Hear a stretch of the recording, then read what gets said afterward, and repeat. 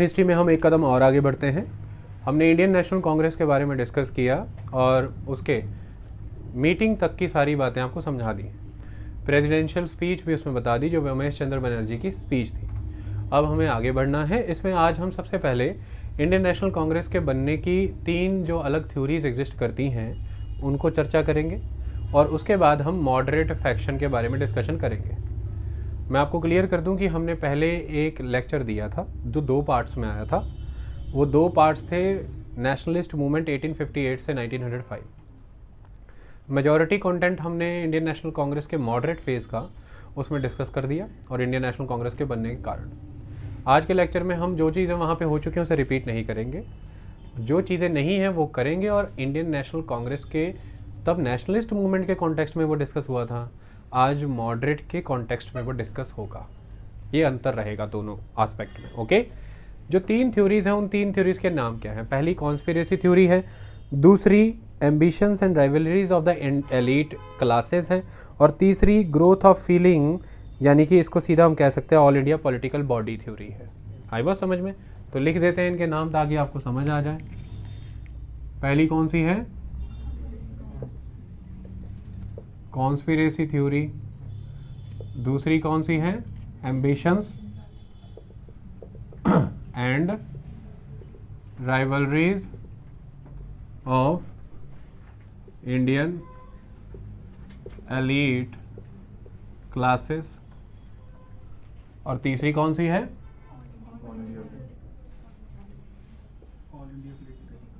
Very good, all India political party या political body. ठीक है, सबसे पहले हम कॉन्स्पिरेसी थ्योरी के अकॉर्डिंग चलते हैं ताकि क्लियर हो जाए कि ये होना क्या चाह रहा था। देखिए, इंडियन नेशनल कांग्रेस का एक बड़ा योगदान रहा उस समय की नेशनल मूवमेंट को स्ट्रेंथन करने में। ऐसा तो नहीं होगा कि उस समय में कोई भी पॉलिटिकल थिंकर्स और बाद के समय के इतिहासकारों ने ये कारण नहीं पता लगाने की कोशिश की होगी कि ऐसे इमीडिएट रीजन्स कौन से रहे जिसने इंडियन नेशनल कांग्रेस को जन्म दिया। इमीडिएट उनको ऐसा लगता था कि इमीडिएटली कैसे हालात बने कि 28 दिसंबर 1885 को पहली मीटिंग हो गई इंडियन नेशनल कांग्रेस की। अब तक सेंटर बना रहा फ्रीडम स्ट्रगल का कलकत्ता, मीटिंग बॉम्बे में ऑर्गेनाइज हो गई। और क्यों इतने लंबे समय तक एक पार्टी अनहिंडर्ड चलती रही? ब्रिटिशर्स ने इस मूवमेंट को खड़ा होने कैसे दे दिया? क्यों नहीं किसी भी तरह से कन्फ्रंटेशन किया? ये सारी चीज़ों के जवाब देने बनते थे इतिहास को, और इतिहासकारों ने प्रयास भी किए, अपनी अपनी थ्योरीज प्रोपोगेट की, जिससे आपको ये 3 थ्योरीज कंक्लूजन के तौर पर मिली हैं। सबसे पहला एस्पेक्ट यहाँ पर निकल के आता है ऑफिशियल कॉन्स्पिरेसी थ्योरी का। यहाँ पर वर्ड ऑफिशियल क्लियर हो रहा है और कॉन्स्पिरेसी भी पता लग रहा है, षड्यंत्र। कि ऐसा लगता है कि अफसरों के अफसरी लेवल पर एक षड्यंत्र रचा गया, उसके तहत कांग्रेस एक षड्यंत्र का ही नमूना है। चलिए मैं आपको बताता हूँ कि ये आपको मिलती कहाँ से हैं चीज़ें। 1916 में यंग इंडिया में लाला लाजपत राय के द्वारा साफ शब्दों में ये लिखा गया था कि कांग्रेस एक तरह से कॉन्स्पिरेसी का प्रतीक है। यानी कि डफरिन ने उस समय में, जो गवर्नर जनरल थे लॉर्ड डफरिन ने A.O. ह्यूम को स्पेशली डायरेक्ट किया था और गाइड किया था, और उसके कहने पर ही कांग्रेस बनी है। तो कांग्रेस एक तरह का सेफ्टी वॉल्व है। सेफ्टी वॉल्व के तौर पर कांग्रेस को डेवलप किया गया। उन्होंने सेफ्टी वॉल्व शब्द खुले तौर पर और ओपनली यूज़ किया था उस समय में। इसके बाद यही थ्योरी 1939 में M.S. गोलवालकर, RSS संस्थापक इम्पॉर्टेंट पर्सन हैं गोलवालकर, तो M.S. गोलवालकर के द्वारा भी यही थ्योरी दी गई। क्योंकि जो भी थ्योरीज कांग्रेस के खिलाफ रही हैं, उन थ्योरीज़ को यूटिलाइज़ करने वाले सेक्शंस ने कभी भी उस बेनिफिट को छोड़ा नहीं, अपॉर्चुनिटी को लूज़ नहीं किया। लिबरल्स ने भी खिलाफत की है, राइटिस्टों ने भी खिलाफत की है और लेफ्टों ने भी खिलाफत की है। अगर आप लिबरल्स की बात करें तो लिबरल्स का मानना उस समय में ये हुआ करता था कि ऑफिशियल सपोर्ट के बिना ये बन ही नहीं सकती थी, और ये जितना भी वर्ग एग्जिस्टेंस में आया है ये अपने वेस्टेड इंटरेस्ट के लिए आया है। अगर आप राइटिस्टों की बात करते हैं तो राइटिस्ट कांग्रेस को एंटी नेशनल मानते हैं, जिनमें M.S. गोलवालकर, राइटिस्ट माने कि RSS BJP, ऐसा कहा जाता है कि M.S. गोलवालकर ये कहते हैं कि भाई ये एक वेस्टेड इंटरेस्ट की एंटी नेशनल बॉडी है कांग्रेस, जिसने भारत के हितों को कॉम्प्रोमाइज़ किया ब्रिटिशर्स के सामने। और अगर लेफ्टिस्टों की बात करें तो लेफ्टिस्ट ये कहते हैं कि ये लेबर के, पीजेंट के, वर्कर क्लास के अगेंस्ट है। ये एजुकेटेड मिडिल क्लासेस की एक बॉडी है जो क्लास स्पेसिफिक डिमांड्स करती रही, क्लास स्पेसिफिक गेन होता रहा और क्लास स्पेसिफिक ही वर्क करती रही। ये क्लासलेस सोसाइटी की बात नहीं करते हैं और इन्होंने एक ही क्लास को बेनिफिट देने का काम किया है, तो वो भी इस सेफ्टी वाल थ्योरी को सपोर्ट करते हैं।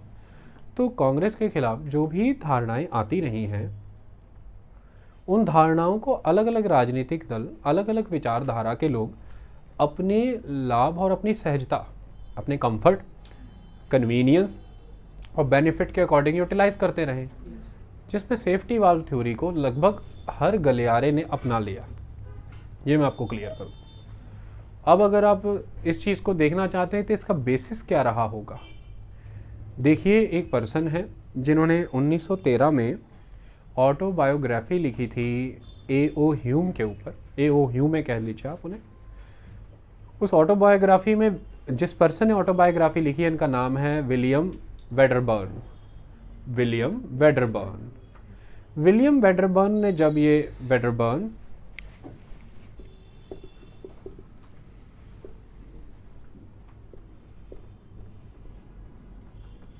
विलियम वेडरबर्न ने जब ये ऑटोबायोग्राफी लिखी तो उन्होंने उसमें लगभग 7 वॉल्यूम्स ऑफ सीक्रेट लेटर्स का डिस्कशन किया, जिन्हें 1876 में शिमला में पढ़ा था A.O. ह्यूम ने। यानी कि विलियम वेडरबर्न को कहीं से वो 7 वॉल्यूम हाथ लग गए, जो एक तरह की सीक्रेट कॉन्वर्सेशन थी, सीक्रेट लेटर्स थे, जो 1876 में ही रीड कर रहे थे A.O. ह्यूम शिमला में बैठ के। और वो सीक्रेट लेटर किस विषय पर थे कि उन्हें जानकारियाँ दी जा रही थी कि इंडिया में एक एटमॉस्फेयर बना है प्रोटेस्ट का। जो एजुकेटेड मिडिल क्लासेस हैं उनमें स्ट्रॉन्ग सेंस ऑफ डिसअफेक्शन है ब्रिटिश रूल को लेकर के, और वो जो डिसकॉन्टेंट है वो बाहर आएगा, क्योंकि बड़े स्तर पर पूरे देश भर में जो लो क्लासेस हैं, वो लो क्लासेस इस समय डिससेटिस्फाइड हैं ब्रिटिश रूल से, और उस डिससेटिस्फैक्शन को एक आउटलेट प्रोवाइड करने का काम एजुकेटेड मिडिल क्लासेस कर सकती हैं। एजुकेटेड मिडिल क्लासेस को रिप्रेजेंटेशन नहीं दिया जा रहा, उनकी आवाज़ सुनी नहीं जा रही। ये नए तरह के लोग हैं, ये नई तरह की मांग करते हैं, तो इसकी वजह से एक स्ट्रॉन्ग सेंस ऑफ डिस्कॉन्टेंट कंट्री में ऑब्जर्व होता है। ऐसा लेटर्स मिल रहे थे A.O. ह्यूम को, ऐसा विलियम वेडरबर्न की ऑटोबायोग्राफी से क्लियर होता है। और विलियम वेडरबर्न कहते हैं कि एक उस समय एक मेमोरेंडम नज़र आया मुझे उन्हीं 7 वॉल्यूम्स के अंदर, जो अनडेटेड था, डेट नहीं थी, लेकिन उस मेमोरेंडम में कांग्रेस के बनने की बात लिखी थी।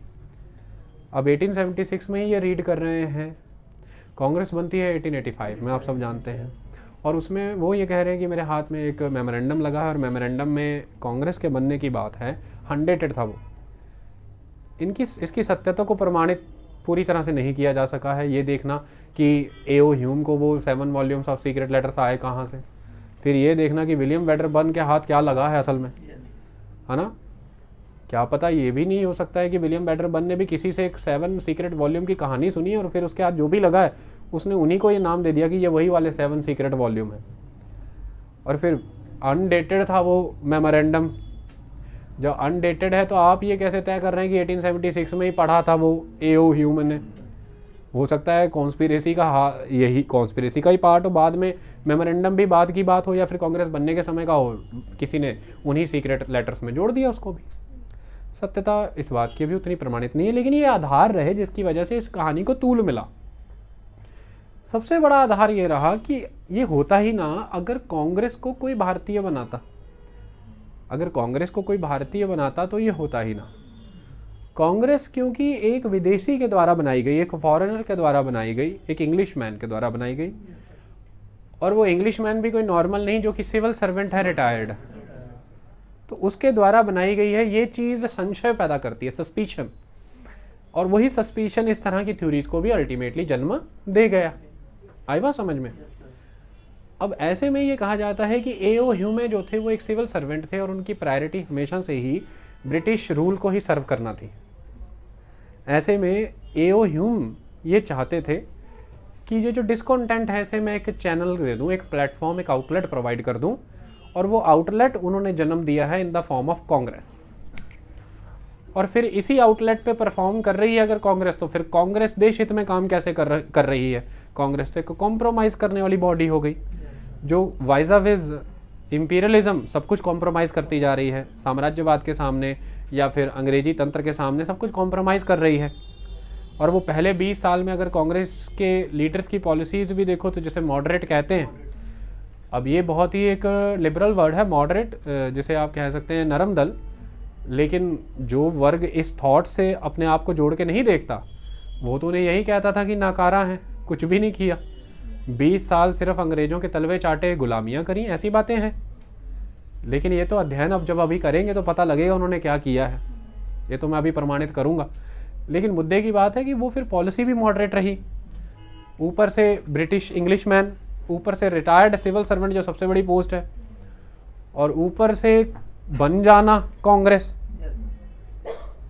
तो इसके जवाब लेते हैं कि अब ये सेफ्टी वॉल थ्योरी, ये ऑफिशियल कॉन्स्पिरेसी थ्योरी में कितनी की प्रमाणिकता है, कितनी की सत्यता है, और जांचते हैं कि एओ ह्यूम का इंटेंट क्या था। ये चीज़ों को क्लियर करेंगे। एक बात तो तय है, दादा भाई नेरोजी ये कहते पाए गए हैं कि एक विदेशी के द्वारा ही ये बनाई गई है तो ये चल पाई है।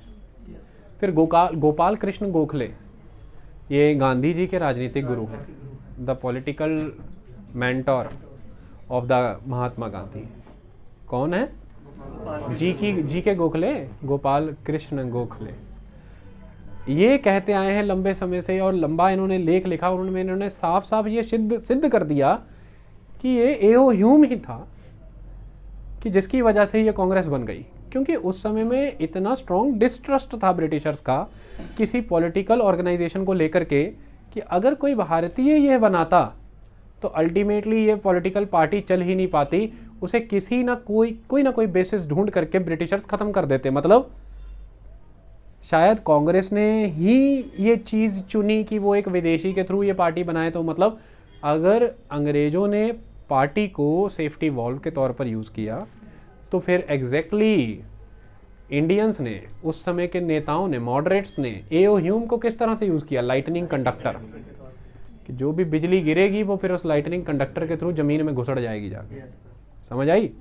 और लाइटनिंग कंडक्टर तो आपको पता ही है, वो जो त्रिशूल लगा रहता है पट्टे की चिमनियों पे, वो जो ब्रिक किल्न्स होती है ना, KILNS किल्न्स, ईंटें बनाने वाले पट्टे, उनकी चिमनियों पे लगे रहते हैं ना त्रिशूल से, उस पे बिजलियाँ गिर जाती हैं और फिर वो नीचे चली जाती ज़मीन के अंदर। ये कभी फिज़िक्स में पढ़ाएंगे, अभी नहीं, अभी इतिहास की बात करते हैं।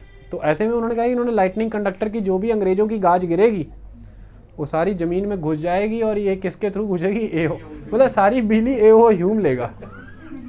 ये भी अपने आप में बड़ी बात थी, इतना भी दिमाग लगा पाना कोई आसान बात तो नहीं है। इसी पृष्ठभूमि में इस पूरी कहानी को हमें समझना है अच्छे वे में। आई बात समझ में? सबसे पहला एस्पेक्ट, एओ ह्यूम के इंटेंट पे जरा सवाल कर ले। इसमें कोई दो राय है ही नहीं। वो रिटायर्ड सिविल सर्वेंट हैं और वो ये मानते हैं कि ब्रिटिशर्स को भारत में रहना चाहिए। आज इतिहासकार इतने मैच्योर हो गए हैं कि वो एओ ह्यूम के इंटेंट को थोड़ा ध्यान से समझे। मैच्योरिटी अब आई। क्या मैच्योरिटी आई? एओ ह्यूम ये मान के बैठे थे कि इंडियन सोसाइटी का रीजनरेशन होना चाहिए, और वो ये कंसिडर करके चल रहे थे कि इंडियन सोसाइटी रीजनरेट ही हो सकती है अगर हाईली नर्चर्ड और डेवलप्ड वेस्टर्न इंपीरियलिज्म के साथ उसका कॉन्टैक्ट हो। तो वो ये मान रहे हैं कि इंडियन सोसाइटी को रीजनरेट करना है, और रीजनरेशन करने के लिए उसे नेचुरली वो ये मान रहे हैं कि ब्रिटिशर्स का रूल यहाँ पे रहना चाहिए।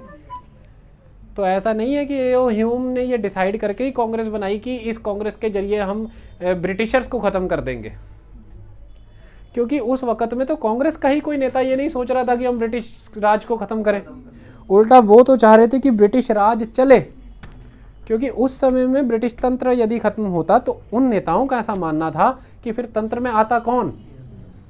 वही राजघराने, वही ओल्ड डिकेडेंट सिस्टम, और फिर पड़े रहते हैं उन्हीं राजघरानों में आज हम किसी न किसी के साथ। और एक राजघराने का एक निर्णय अंत तक आपने देखा ना फिर हरी सिंह क्या कर रहे थे 1948 तक।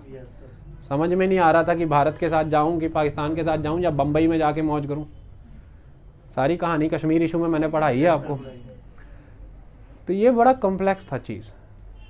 तो उनको तो ये पता था कि अगर इंडिया में वो वेस्टर्न रेनेसेंस वर्ल्ड अगर लेकर के आना है, वो डेमोक्रेसी, वो सिविल लिबर्टी, वो रिप्रेजेंटेटिव इंस्टीट्यूशंस, वो participatory mechanism of the government, law and order based society, तो वेस्ट के साथ इंडिया कॉन्टैक्ट जरूरी है। ये वो मान के बैठे हुए थे। आई बात समझ में? तो वो किसी हद तय थे कि इंडिया में ब्रिटिश गवर्नमेंट कंटिन्यू होनी चाहिए। ये मैं आपको क्लियर कर दूं। और वो तब कंटिन्यूड होगी, उसके दो तरीके उनको पता थे। पहला तरीका ये है कि गवर्नमेंट कंटिन्यूड कभी भी अब एब्सोल्यूट ऑटोक्रेटिक सिस्टम में नहीं हो पाएगी, क्योंकि आपने खुद ही तैयार कर दी हैं इतनी बड़ी बड़ी ताकतें इंडिया में। इंग्लिश एजुकेशन की बात अगर करें या फिर लॉ की पढ़ाई दें या उन्हें फॉरेन में जाकर के डिग्रीज करने की अनुमति दें, तो आपने खुद ही उन्हें एक्सपोजर दे दिया है, खुद ही उन्हें जुडिशियल सिस्टम दे दिया जिसने पूरे देश को जोड़ा, खुद ही उन्हें एक यूनिफाइड एडमिनिस्ट्रेटिव सिस्टम दे दिया, खुद ही उन्हें टेरिटोरियल कॉन्शियस कर दिया। हर ट्रीटी में टेरिटरी की बात करते हो आप, कितनी ब्यूटीफुली आपने बाउंड्री बना रखी है ब्रिटिश इंडिया और प्रिंसली स्टेट्स। तो वो तो फुली कॉन्शियस हैं कि भाई ब्रिटिश इंडिया में हमारे पास ये अधिकार हैं, प्रिंसली स्टेट में तो प्रदर्शन ही नहीं कर सकते। कभी राजा के सामने प्रदर्शन देखे हैं क्या? अपराइजिंग ही होती है सीधी। 2011 में अरब वर्ल्ड में अरब स्प्रिंग आया, तो यही हुआ कि उखाड़ के ही फेंके लोगों ने फिर, और जनतंत्र बनाया, लोकतंत्र बनाया। तो फिर राजा को अब आप कहेंगे हमारी मांगे पूरी करो, तो वो तो फिर आप ही को पूरा कर देगा। मांगे तो पूरी होना हो, लेकिन लोकतंत्र में जाओ कहेंगे हमारी मांगे पूरी करो, तो वो कहेंगे नहीं करेंगे नहीं करेंगे, तो आप 5 साल में उन्हें पूरा कर दोगे। तो ये तो भी लोकतंत्र में एक डिसेंट तो होता है, एक पॉपुलर वॉइस खड़ी करने की आपको पूरी आज़ादी। तो इसकी वजह से एओ ह्यूम को ये तो क्लियर था उस समय में कि भैया अब एब्सोल्यूट ऑटोक्रेटिक रूल तो ब्रिटिश भी नहीं चला पाएंगे। तो इस कॉन्टेक्स्ट में उन्हें अगर ऐसा लग रहा है कि एक डिस्कॉन्टेंट जो इंडिया का है, एक जो लोगों के अंदर फ्रस्ट्रेशन भरी पड़ी है, उसे निकालने का अगर कोई संवैधानिक तरीका हो जाए तो वो ज़्यादा बढ़िया है। जैसे हम जेएनयू रोज एक बात कह रहा है कि वाद विवाद का कंसेप्ट, वाद करते हैं, वाद विवाद विचार विमर्श होते हैं ना, टेबल के अक्रॉस बैठ के बात होती है। तो वो एओ ह्यूम ये कह रहा है कि भाई इस तरह का एक मैकेनिज्म बनाएंगे जहां पर ये ग्रेजुअली अपनी बातें रखेंगे ब्रिटिश सरकार के सामने, और फिर धीरे धीरे ये पहले तो ट्रेंड होंगे, फिर ये एक्सपीरियंस्ड होंगे, और जब ये इतने का माकूल मुकम्मल हो जाएंगे, ये पूरा का पूरा ब्रिटिश कैरेक्टर ही कन्वर्ट कर देंगे, फिर यही सिस्टम में ये लोग हो जाएंगे और सरकारें ऐसे ही बन जाएंगी। इस कॉन्टेक्स्ट के अकॉर्डिंग फिर वो नोबलर भी थे। तो उनका कॉज सिर्फ और सिर्फ इंडियन ब्रिटिश एडमिनिस्ट्रेटिव सिस्टम और ब्रिटिश गवर्नमेंट को किसी भी कंडीशन पे इंडिया में इंटैक्ट रखना ही नहीं था, उनका एक नोबल कॉज भी था इंडिया के प्रति। वो इंडियंस लोगों से जुड़े थे लंबे समय से। उनकी कार्रवाइयाँ अगर देखें तो उन्होंने एडमिनिस्ट्रेशन के क्षेत्र में, एग्रीकल्चर के क्षेत्र में, ऐसा किताब कहती है कि उन्होंने काम किया था। लोगों की परेशानियों को वो सिविल सर्वेंट के तौर पर बेहतर जानते थे। तो कांग्रेस ने एक सिविल सर्वेंट चुना भी इसलिए कि उनसे बेहतर रेवेन्यू को, उनसे बेहतर एग्रीकल्चर को, उनसे बेहतर जुडिशियल सिस्टम को, क्योंकि उस समय जुडिशरी एग्जीक्यूटिव सेपरेट नहीं होते थे, तो उनसे बेहतर एग्जीक्यूटिव को, जुडिशरी को, ब्रिटिश को और इंडिया को कौन समझ सकता है? वो सबसे बेहतर समझ सकते हैं। तो जो सबसे बेहतर समझ सकता है वो कांग्रेस की मांग और बात और माहौल भी सबसे बेहतर समझ सकता है। तो कांग्रेस के लिए भी एओ ह्यूम परफेक्ट चॉइस थे, और एओ ह्यूम के लिए कांग्रेस एक परफेक्ट चॉइस थी, जिसमें एओ ह्यूम के लिए प्राइमरी कॉज तो यही रहा कि ब्रिटिश सिस्टम अभी रहना चाहिए, जिसमें एक उनका लॉयल्टी फैक्टर ब्रिटिशर्स के प्रति, क्योंकि जब आप प्रेजुडिस्ड ही हैं, आप ये मान रहे हैं कि इंडियन सिस्टम से कहीं बेटर ब्रिटिश सिस्टम है, इंडियन कल्चर सिविलाइजेशन से बेटर ब्रिटिश कल्चर सिविलाइजेशन है, और इनको उनका फ़ायदा मिलना चाहिए ब्रिटिशर्स का, तो आप नेचुरली प्रेजुडिस्ड हैं उनके प्रति, तो आप तो उनकी पेरेनियल कैरेक्टर को सपोर्ट ही करेंगे कि ये बना ही रहे। लेकिन जब हम किसी चीज़ को सपोर्ट कर रहे हैं, ये देखना है कि पर्पस क्या है, किस वजह से कर रहे हैं। तो आप ये कह रहे हैं कि इंडियन सोसाइटी का रीजनरेशन होना चाहिए, और धीरे धीरे उसका अमेलगमेशन हो इन गुड चीज़ों के साथ, थॉट्स के साथ, और फिर वो ग्रो करे। और अब रोक भी नहीं सकती अंग्रेजी सरकार, पूरी तरह से दमन भी नहीं कर सकती। तो आउटबस्ट आने से बेटर ये है कि आउटलेट आ जाए। तो इस तरह से वो ये कह रहे हैं कि इतनी बड़ी फोर्सेस जो आपने खुद क्रिएट कर रखी है, उन फोर्सेस को अब प्रोटेक्शन देनी पड़ेगी, और वो प्रोटेक्शन एक तरह का सेफ्टी वॉल है। और ये एओ ह्यूम की बातों से भी तब साफ दिखा था कि वो सेफ्टी वॉल का जिक्र कर रहे हैं। आई बात समझ में? ये एक इंपॉर्टेंट एस्पेक्ट उस समय में रहा कि इस वजह से कांग्रेस ने भी एओ ह्यूम को चुना, क्योंकि वो एक बेहतर ऑप्शन थे। कांग्रेस के एओ ह्यूम को चुनने के कारण कुछ और भी थे। अगर भारत की बात करें तो आप देखिए भारत में कितनी डाइवर्सिटी है कई सेगमेंट में, जैसे कास्ट, क्लास। कास्ट की बात जब मैं करता हूँ तो डाइवर्सिटी वर्ड यहाँ पर मैंने यूज़ कर लिया, हालांकि वो इनइक्वलिटीज़ हैं, है ना, क्योंकि कास्ट प्रेजुडिसेस हैं, हाई कास्ट, लो कास्ट, मिडिल कास्ट, तो ये आपने बना रखा है। लेकिन अगर बात करें तो अगर हम कर्म के आधार पर चलें कि वर्क के आधार पर, जो पहले क्लासेस थी फिर आपने कास्ट कर दी, वर्ण व्यवस्था, तो डाइवर्सिटी है क्षेत्र के आधार पर, प्रोविंस है, रीजन है, हर आधार पर, प्रोफेशन के आधार पर। ऐसे में कांग्रेस अभी के ऑल इंडिया बॉडी बनने वाली थी, और ऑल इंडिया बॉडी में ऐसा तो है नहीं कि भाई सारे कलकत्ता से उठा लेंगे, भारतीय विभिन्न क्षेत्रों से रिप्रेजेंटेटिव आने वाले थे। तो क्षेत्रवाद को बढ़ावा ना मिले कांग्रेस के अंदर, एक न्यूट्रल पर्सन कांग्रेस को बनाए जिसके कोई भी रीजनल प्रेजुडिसेस ना हो, किसी कम्युनिटी के प्रति वो प्रेजुडिस ना हो, किसी प्रोविंस या किसी रीजन के प्रति प्रेजुडिस ना हो, पूर्वाग्रह से ग्रस्त ना हो, वो फिर एओ ह्यूम है क्योंकि वो न्यूट्रल है।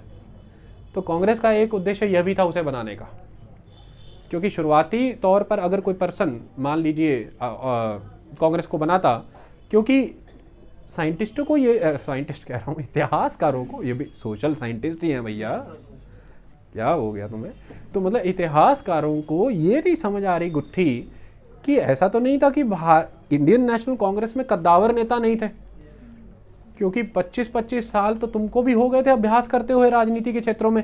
तुम अखबार निकाल रहे हो, तुम प्रोटेस्ट कर रहे हो, तुम उन लोगों के खिलाफ हो। फिरोज शाह मेहता है, बदरुद्दीन तैयब जी हैं, एक से एक कद्दावर नेता, गोपाल कृष्ण गोखले हैं, जस्टिस महागोविंद रानाडे हैं, दादा भाई नौरोजी हैं, Dadabhai Naoroji the great old man, ये याद रहा। अब आपको ये नहीं भूलेगा कि ग्रेट ओल्ड मैन कौन था, तो ग्रेट ओल्ड मैन है। और वो भारतीय जो इतने लंबे समय तक कांग्रेस की वजह से लंदन रह लिए कि लंदन के हाउस ऑफ कॉमन्स में जीत कर चले गए। मतलब एक बार, अब आज की डेट में अपने देश के चुनाव जीतने मुश्किल है एमपी के, वो मतलब लंदन जा करके हाउस ऑफ लॉर्ड में नहीं, हाउस ऑफ कॉमन्स में मतलब चुनाव जीत के घुस गए, कहते जीत के आए भाई। और हाउस ऑफ कॉमन में जाके लॉबी बना दी, प्रो इंडियन लॉबी। एक जगह पे ये लोग रुके नहीं, ये लोग हर जगह घुसे हैं जाके। इतने उन्मादित थे कि इन्होंने ये भी तय कर लिया था कि 1892 का कांग्रेस का सेशन लंदन में रख लेंगे। मतलब बॉम्बे में रख रहे, कलकत्ते में रख रहे, मद्रास में, अब लंदन में। लेकिन वो कैंसिल करना पड़ा इनको, और कभी भी फिर लंदन में सेशन हुआ नहीं। लेकिन सोच देखो पार्टी की, मतलब लंदन तक सेशन कर रहे हैं, मतलब वहाँ के लोगों को इन्फ्लुएंसर का काम करना चाहते। तो आज ये जो वर्ड इंस्टाग्राम पे हर जगह देख रहे हो, इन्फ्लुएंसर तो वो थे जो फॉरेन तक चले जाते थे पानी वाले जहाज़ों में इन्फ्लुएंस करने, समझ आई?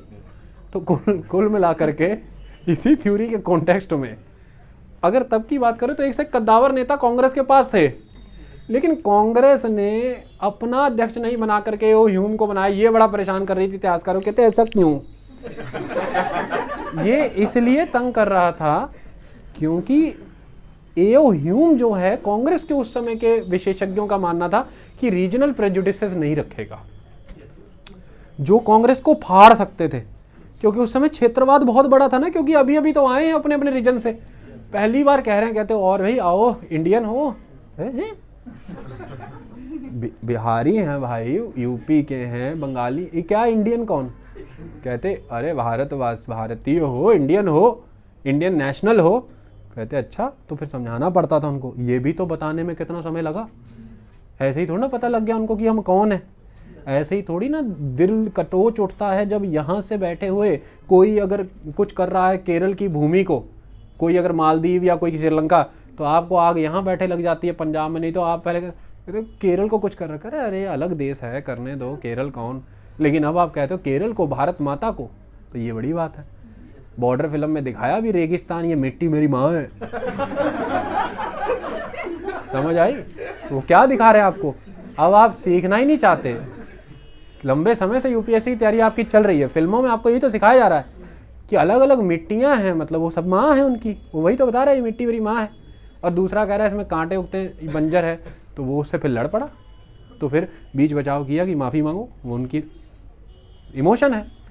तो ये फीलिंग तो तब नहीं थी, अपने अपने क्षेत्र से आ रहे हैं और फिर ऑल इंडिया कांग्रेस बना के अपने क्षेत्र से सबको बुला ले, आओ एक कांग्रेस बनाइए, आओ बैठा करो, सब उधर से ही आ जाएंगे। और कांग्रेस पे पहले ही लालछन कम लगती है कि ये ब्राह्मणों की पार्टी है, ये मिडिल मैन एजुकेटेड लोगों की पार्टी है, या ये प्रोफेशनल्स की पार्टी है, और फिर लालचन लग जाना था कि ये फिर बम्बइयों की पार्टी है, बंगालियों की पार्टी है। ऐसे क्षेत्रवाद का कैंसर कांग्रेस को नहीं लगना चाहिए था, क्योंकि बाकी सारी पार्टी इसी कैंसर से मर गई थी। कांग्रेस के पहले पहले जो पार्टियां थी उनको एक कैंसर था कि या तो वो अपने प्रोफेशन के प्रति, या तो अपने वेस्टेड इंटरेस्ट, या अपने क्षेत्र के प्रति बहुत लॉयल थी, लेकिन राष्ट्रीय स्तर की बात नहीं हो रही थी। राष्ट्रीय स्तर के लिए ऐसा कांग्रेस का मानना उस समय में था कि एक आदमी बैठाएं जो भैया न्यूट्रल है, जिससे कोई खुद को जोड़ के ना देख सके, एकदम वो अलग सा बैठा हो बीच में और हम साइड में बैठे हों, जिससे किसी को पर्सनल बातचीत ना हो सके, कोई ना हो सके कि इससे जरा कान में जा, सुनो यार थोड़ा करिए ना मेरा, तो वो ऐसा कुछ भी नहीं करेंगे, व्हाट करिए, तो मतलब वो बोलेगा मेरा, जब भी करेंगे तो सबका करेंगे, समझ आई। ये एक इम्पॉर्टेंट एस्पेक्ट था। तो ये हमने समझा कि किस तरह से ब्रिटिशर्स ने सेफ्टी वॉल्व की तरह यूज़ करने की कोशिश की एहोम को, और किस तरह से इंडियन नेशनल कांग्रेस ने उन्हें एक लाइटनिंग कंडक्टर की तरह यूज़ करने की कोशिश की। ये तो हमने डिस्कस किया है। मुद्दे की बात यह है कि जब हम इस कॉन्स्पिरेसी थ्योरीज़ के बारे में जिक्र करते हैं, असल में अगर हम देखें तो ये लंबे समय तक फेवरेबल थ्योरी के तौर पर चली। शुरुआत में कुछ इंडियन नेशनल कांग्रेस के ही नेशनलिस्ट लीडर्स ने भी इस थ्योरी पे बिलीव किया। क्यों किया? इम्पीरियलिस्टों ने भी बिलीव किया। क्यों किया? लेफ्टों ने भी किया और राइटिस्टों ने भी किया। हमने इस पर जिक्र किया। इम्पीरियलिस्ट इस थ्योरी में बिलीव इसलिए किया करते थे क्योंकि वो ये प्रमाणित करना चाहते थे कि इंडियन नेशनल कांग्रेस देश के हितों के लिए, जनता के हितों के लिए नहीं बनी, अपने वेस्टेड इंटरेस्ट के लिए बनी है। और इंडियन नेशनल कांग्रेस में इतनी कैपेबिलिटी नहीं थी कि वो इतने एनलाइटेंड और अवेकन्ड हैं पॉलिटिकली कि वो हमसे पावर बारगेन कर जाते। हमारा पैटर्नलिज्म था, हमारी एक रिस्पॉन्सिबिलिटी थी कि हमें सिविलाइजेशन नेटिव्स की करनी है। इस कंसेप्ट के तहत हमने खुद उनको सिविलाइज किया, उन्हें पैट्रोनेज दी है और उनको डेवलप किया है। मतलब वो ये प्रमाणित करना चाहते हैं कि एट द एंड अगर आपको पॉलिटिकल लेवल पर कुछ अचीव हुआ था, जिसको अचीव करने के लिए आप एक इम्पॉर्टेंट कंडक्टर के तौर पर मान रहे हैं इंडियन नेशनल कांग्रेस को, वो इंडियन नेशनल कांग्रेस अचीव हमारे आशीर्वाद से हुई है, आपके प्रयासों से नहीं हुई है। तो इम्पीरियलिस्ट इस थ्योरी को फॉलो करते हैं और कैम्ब्रिज स्कूल ऑफ थॉट इस चीज़ को बहुत स्ट्रांगली सपोर्ट करता है। सेकंड कंसेप्ट अगर हम बात करें तो राइटिस्ट, जिसमें 1870 ऑनवर्ड्स आपको पता है आर्य समाज मूवमेंट खड़ा हो चुका था। और आर्य समाज मूवमेंट एक समय के बाद जा कर के जब उन्होंने धर्म परिवर्तन के खिलाफ आवाज़ उठानी शुरू की और लोगों को वापस से आर्य धर्म में लाना शुरू किया था, तो एक तो बहुत बड़ा ग्रुप बना था गौ रक्षकों का, और दूसरा जो उन्होंने क्रूसेड किया दूसरे धर्मों को में कि वापस आएँ आप अपने आर्य धर्म में, इसकी वजह से एक कम्युनल टेंशन क्रिएट हुई थी। और 1880-1890 रिवाइवल ऑफ हिंदू थॉट्स के लिए भी जाना गया है। हिंदू थॉट्स के साथ साथ हिंदू ग्रुप का भी रिवाइवल हुआ। ये हम अभी आने वाले दिनों में पढ़ने वाले हैं। इसकी वजह से एक राइटिस्ट ग्रुप वो है जिसे आप थोड़ा कंजर्वेटिव ग्रुप भी कह सकते हैं, जो पैट्रियटिज्म की बात कर रहा है अपने डिफरेंट स्केल पे। उनका मानना ये था कि भारत में बड़े स्तर पर क्रांति होने वाली थी, लोग अंग्रेजी सरकार को उखाड़ कर ख़त्म कर देने वाले थे। ऐसे में ये कांग्रेस है जिसने अंग्रेज़ों के साथ हाथ मिला करके उस क्रांति को होने से रोक दिया और लोगों को अंग्रेजी सरकार उखाड़ फेंकने से नदारत कर दिया, डिप्राइव कर दिया। एक तरह से कांग्रेस के पोषक और कांग्रेस के सपोर्टर पैट्रॉन बन करके उभरी है ये इंडियन नेशनल कांग्रेस। ये उनके तर्क रहते हैं। एक्सट्रीमिस्टों के भी विचार लगभग ऐसे ही हैं। एक्सट्रीमिस्टों का मानना ये रहा उस समय में, उनका कहना ये था कि ये थ्योरी बिल्कुल करेक्ट है, और एक्सट्रीमिस्ट ही हैं जिन्होंने इसको कॉन्स्पिरेसी का नाम भी दिया, सेफ्टी वॉल्व थ्योरी को।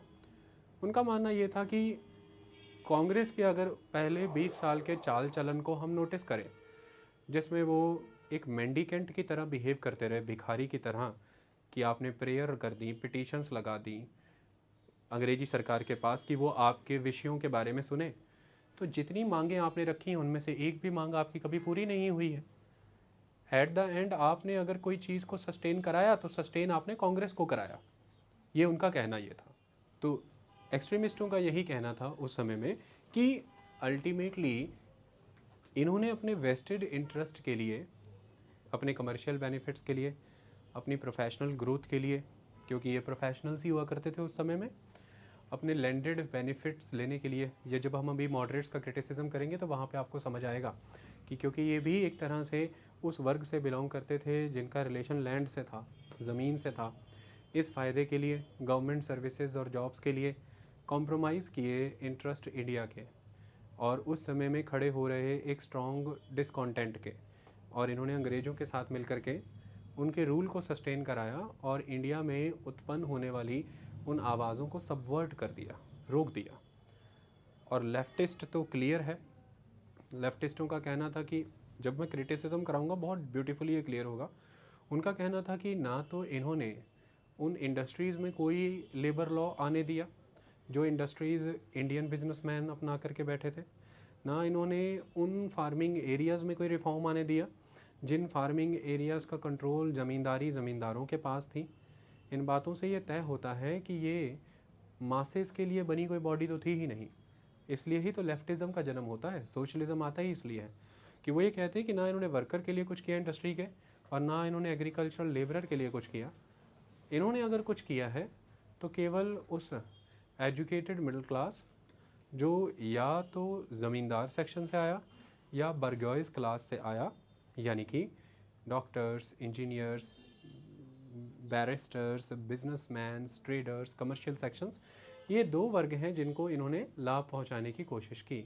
मतलब इन्होंने पूरा देश सब्स्टिट्यूट कर लिया अपने अधीन, अपने साथ, और उनको सब्स्टिट्यूट करते हुए बेनिफिट प्राइमरीली अगर लिया तो अपने लिए लिया। इस तरह के लेफ्टों के सबके आरोप लगते रहे कांग्रेस पे।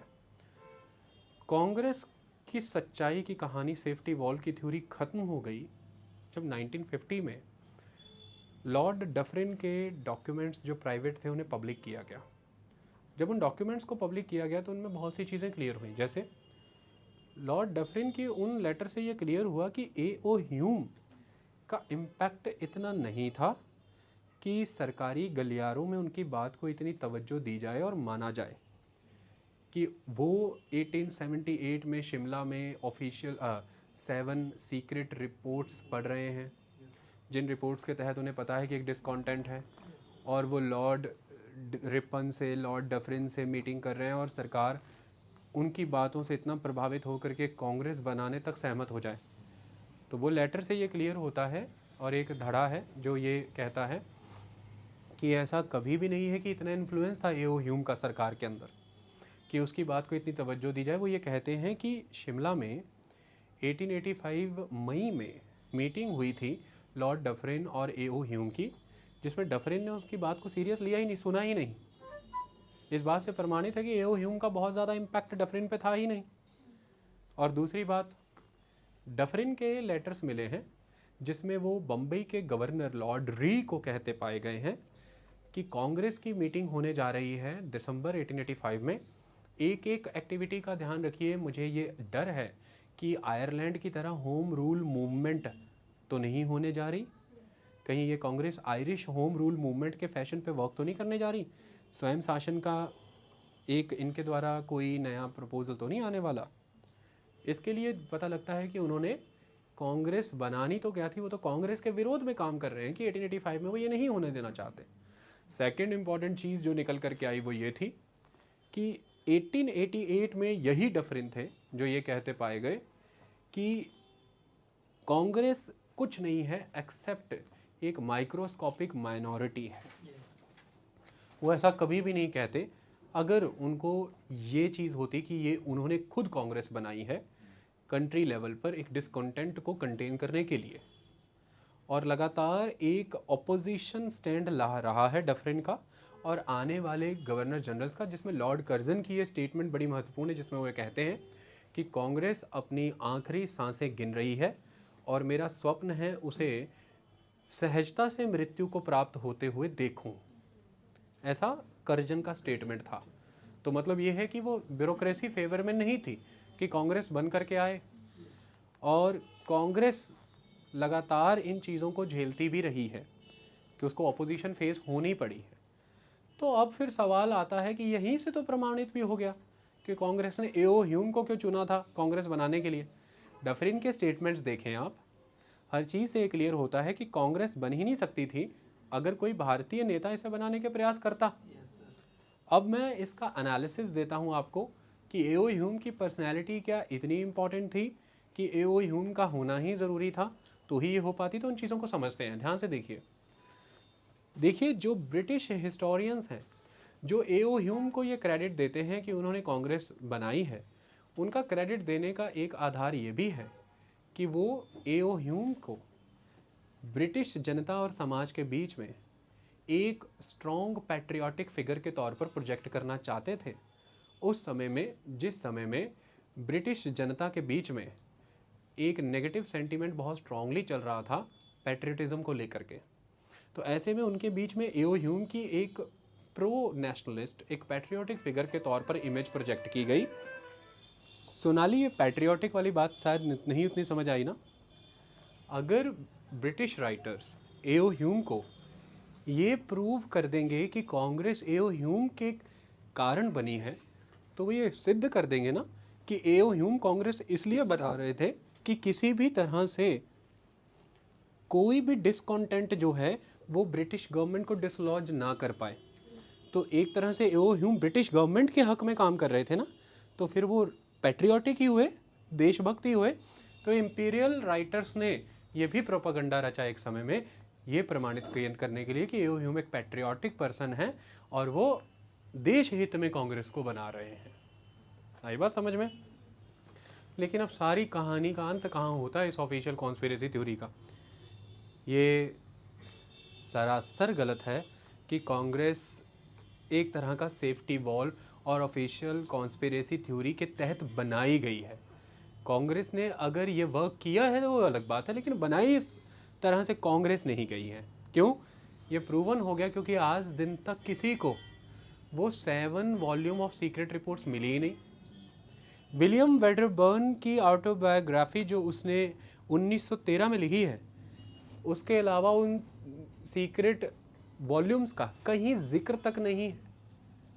और तीसरी सबसे बड़ी बात कि उस समय में ब्रिटिश सिस्टम ऑफ कम्युनिकेशन इतना स्ट्रॉन्ग था कि इतने ज़्यादा वॉल्यूम ऑफ सीक्रेट कम्युनिकेशन हो ही नहीं सकते थे कि इंडियन सिविल सर्वेंट के वो सीक्रेट कम्युनिकेशंस इतने लंबे समय तक उसके साथ एस्टैब्लिश नहीं हो सकते थे, क्योंकि सारा तंत्र कम्युनिकेशन का अंग्रेजों के अधीन था। इतने सीक्रेट केबल्स उसे नहीं मिल सकते थे।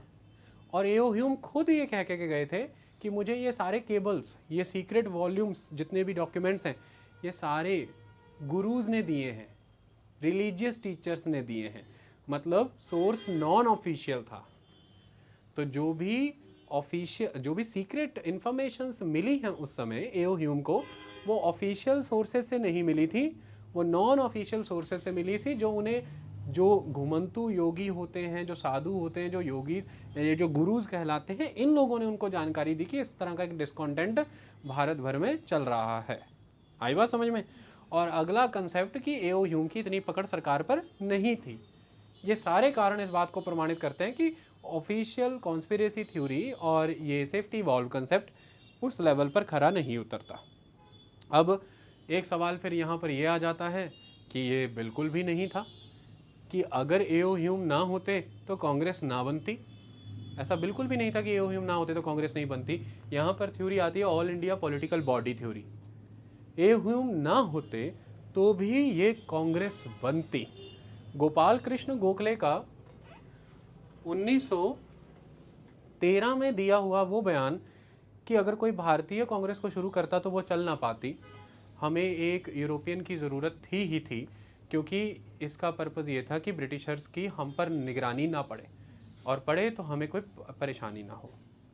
फिर उसके बाद व्योमेश चंद्र बनर्जी, जो प्रेसिडेंशियल स्पीच में उनका साफ साफ इन शब्दों का प्रयोग करना कि हमें एक डिसलॉयलिस्ट के ग्रुप्स के तौर पर ना देखा जाए, हमें एक कॉन्स्पिरेटर्स के तौर पे ना देखा जाए। हम वेल विशर हैं ब्रिटिश रूल के, और हम हमेशा ही ब्रिटिश रूल के सपोर्ट में हैं।